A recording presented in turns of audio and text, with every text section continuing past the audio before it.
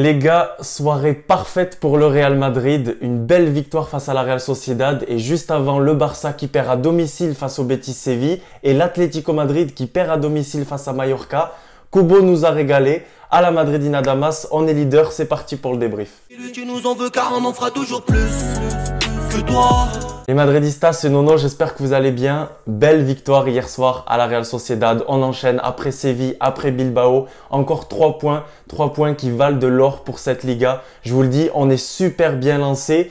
Mais j'ai envie de dire soirée presque parfaite. Pourquoi? Parce qu'on a perdu Karim Benzema malheureusement à la 17e minute. J'ai reçu vos messages sur Insta. N'oubliez pas de m'ajouter sur Insta, c'est les débriefs de Nono. Voilà, la soirée elle est parfaite. 3 points. Dans le jeu, c'était très bien. C'est vrai que face à Bilbao, on était déçus. On était déçus de ce match. Face à Séville, on a aussi énormément souffert. Et la petite déception d'hier, c'est la blessure de Karim Benzema. On n'a pas encore les nouvelles. On attend peut-être aujourd'hui, sûrement demain matin auprès de Sanitas. On va voir ce qui va se passer. Apparemment, c'est pas très grave, mais c'est musculaire. Qui dit blessure musculaire dit au moins 10-15 jours de repos au minimum en général. Donc voilà, on va pas prendre de décision dès maintenant. En parlant de fatigue, on a pu voir les minutes des joueurs du Real Madrid cette saison.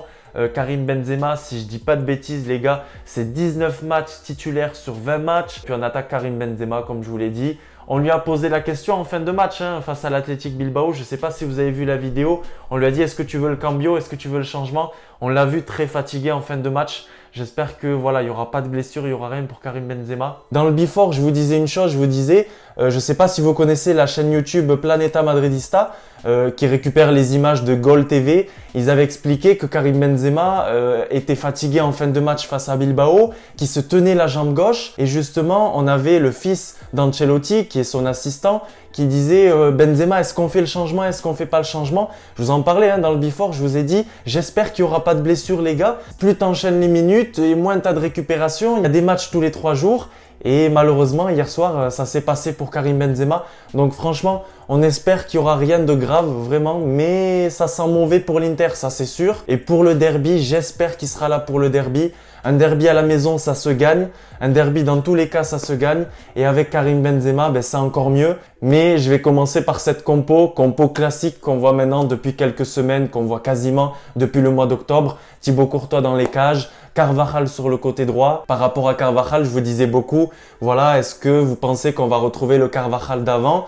Pendant le match, j'ai aussi reçu vos messages, vous me dites « Ouais, Carvajal, non, c'est plus le Carvajal d'avant, son niveau il est catastrophique. » Effectivement, je dis pas qu'il a fait un mauvais match, je dis pas qu'il est très nul, mais on retrouve plus le Carvajal des belles saisons. Est-ce que c'est une question de temps? Il a eu des blessures compliquées, j'espère. Mais c'est vrai que ce côté droit, malheureusement, on retrouve plus le Carvajal du bon vieux temps dans la charnière. Militao, Alaba. Moi, je vous dis depuis très longtemps que c'est très costaud, que c'est très solide. Vous, au début, vous étiez un petit peu sceptique. On encaissait pas mal de buts, malheureusement. Mais hier soir, voilà, 0 but encaissé. Face à Bilbao, on n'en encaisse pas. Face à Séville, il y a cette tête de Rafa Mir. Ok, ils sont fautifs sur le marquage. Mendy, Militao, Alaba. Mais je vous dis que cette défense, elle est très solide.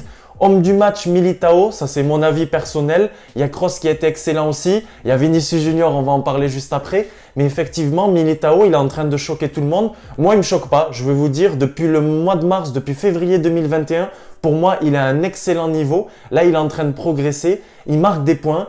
Et ce qui est bien avec Militao, c'est qu'on a un défenseur central pour les 10 prochaines années. Un peu comme à la Raphaël Varane lorsqu'il est arrivé à l'âge de 18 ans. Mais là, on a un Militao qui est là, qui est en forme, qui est bien physiquement, qui enchaîne les matchs avec le Brésil, avec le Real Madrid. Et ça fait super plaisir. Donc, donnez-moi votre avis sur cette charnière centrale.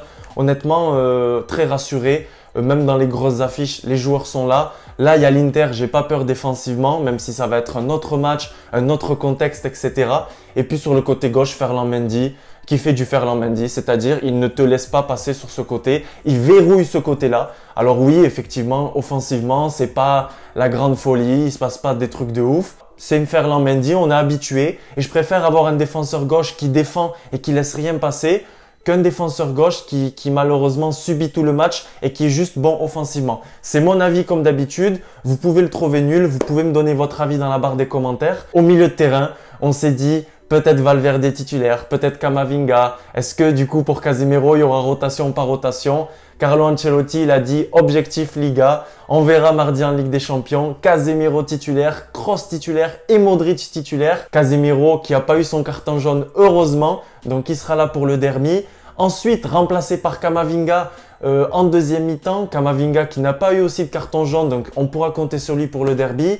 Luka Modric qui a fait les 90 minutes. Donc sûrement qu'on verra Valverde face à l'Inter. Pourquoi pas, j'ai envie de dire. C'est peut-être une stratégie d'avoir privilégié le match face à la Real Sociedad pour verrouiller cette première place. Car oui, le Real Madrid est leader. Un vrai week-end parfait. Une équipe qui m'a plu honnêtement dans le jeu comparé au match face à Bilbao et au FC Séville. Et puis Toni Kroos qui continue de faire du Toni Kroos dans la gestion, remplacé par Valverde. Valverde qui est rentré sur une action, vous avez vu, physiquement, on retrouve cette bête qu'on aime voir au milieu de terrain. Camavinga, j'ai vraiment bien aimé son entrée. Dites-moi dans les commentaires ce que vous avez pensé du match de Camavinga. Mais vraiment, très intéressant. J'ai vu sur Twitter le tacle qui a tourné en boucle. Effectivement, très beau tacle. Techniquement, c'est juste comme d'habitude. Il lui manque juste un petit peu plus voilà, d'affirmer. Il faut qu'il s'affirme un petit peu plus et puis qu'il évite d'obtenir ses cartons jaunes parfois un petit peu faciles. Et puis au niveau de l'attaque, Rodrigo, c'est pour moi le petit bémol sur ce 11. Je l'aime bien, franchement, je vous l'ai toujours dit, je m'en suis pas caché. Je suis team Rodrigo, mais hier soir, voilà, ça provoque pas trop. Dans les derniers gestes, c'est pas trop ça. Je trouve ça encore un petit peu timide. Après, encore une fois, je pense qu'il faut pas être méchant avec lui. Dieu sait que j'ai été très méchant avec Vinicius Junior, mais moi je regrette pas du tout. Je l'ai jugé sur ce que je voyais. Mais peut-être que Rodrigo, l'explosion, elle va se faire la saison prochaine, peut-être en milieu de saison, en fin de saison. Mais disons que sur ce côté droit, pour le moment, il me fait pas rêver, quoi. C'est pas exceptionnel. Et puis sur ce côté gauche, ben, c'est Vinicius Junior qui vient régaler. Voilà, qui s'affirme, qui dit maintenant Benzema est sorti à la 17e, entre guillemets, il n'y a pas grand monde pour nous sauver, je prends mon rôle de leader, je prends mon rôle d'homme du moment et ça finit au fond des filets. Ce 1-2 avec Jovic qui du coup remplace Benzema à la 17e minute, c'est juste exceptionnel, c'est très beau.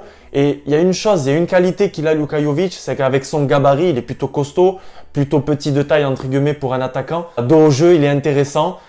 Comparé à Benzema, c'est deux styles différents. On l'a beaucoup critiqué pour ça aussi. Mais hier, faut dire la vérité, ben, il fait fermer des bouches. Il rentre avec une passe D. Il faut la caler, la passe D sur Vinicius Junior. Gros big up aussi à Vinicius Junior qui arrive à la marquer parce que elle est pas facile à la reprendre comme ça. Et puis derrière, qui nous met cette tête sur une espèce de cafouillage passe de Casemiro. Une passe D pour Casemiro, une passe D pour Luka Jovic. Luka Jovic, on le voit avec ce cri.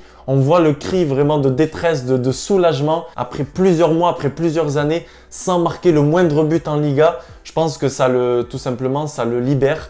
Et c'est ça le Real Madrid aussi. Dans des matchs comme ça où on se dit qu'on va souffrir, que Karim Benzema nous lâche dès le début, que ça va être la catastrophe, etc. On ne sait pas d'où ça sort, mais Luka Jovic, il sort et il te met justement un but et une passe décisive. Et donc, peut-être que face à l'Inter, ben, on le verra, hein, le Serbe, mardi au Bernabeu, parce que mardi on enchaîne avec un choc. Il peut y avoir le 3-0 avec la passe de Militao qui lance en profondeur Vinicius Junior.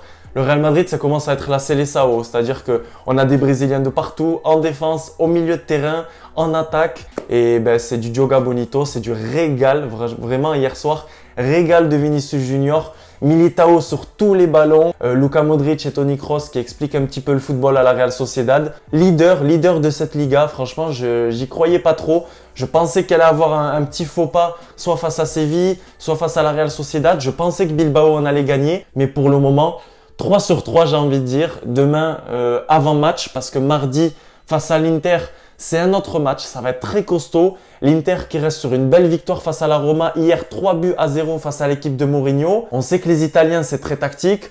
On sait qu'on va avoir une défense à 5. On sait que devant, il y a de la qualité. Lautaro Martinez et toute la compagnie, ils vont vouloir se venger du match aller, mais ça, on en parlera demain dans l'avant-match. Satisfait de ce Real Madrid. Le seul truc, c'est que voilà, les joueurs sont fatigués. On l'a vu avec Benzema et cette blessure malheureusement. Je me pose des questions sur Kroos et Modric pour le match face à l'Inter, sachant que dimanche prochain, gros derby à domicile. Mais voilà, Carlo Ancelotti, on le laisse gérer. Pour le moment, nous, on a juste à fermer notre bouche parce qu'il est en train de nous dire « Laissez-moi gérer ». Bravo Carlo Ancelotti, bravo aux joueurs.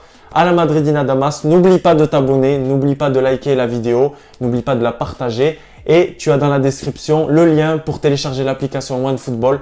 Donc n'hésite pas. Ciao les Madridistas, leader de cette Liga. En attendant, le Barça et l'effet Xavi.